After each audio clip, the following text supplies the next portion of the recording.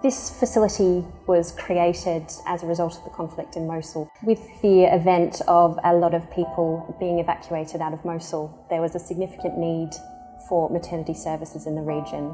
A lot of the facilities have been destroyed through conflict.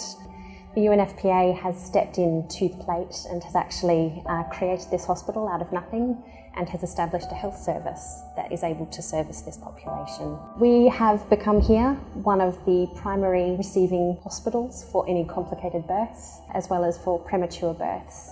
Any woman that is identified as having a potentially complex pregnancy will be referred to us within this region. We have a hospital here that has 20 beds for maternity patients.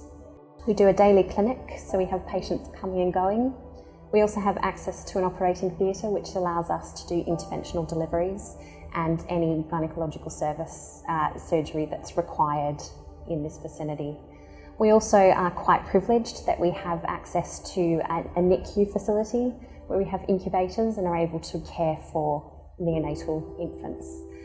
These are a highly utilised resource, and there are very few of these beds available in the northern area of Iraq. Initially, we were set up primarily to deal with maternity cases, but it was identified that there was a significant need in the region for particularly paediatric medical management of any issues or childhood illnesses. To that need, the UNFPA have stepped up and have expanded our unit to be able to provide paediatric services to the general population here in Hammam Al-Alil. This was during the Mosul conflict when we were relatively close to the front line so that any potential patients could evacuate to us for medical care.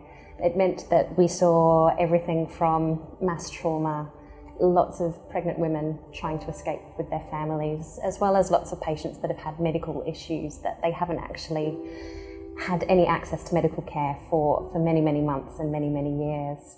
It's been fantastic to be part of this project, to be able to establish services to help these people.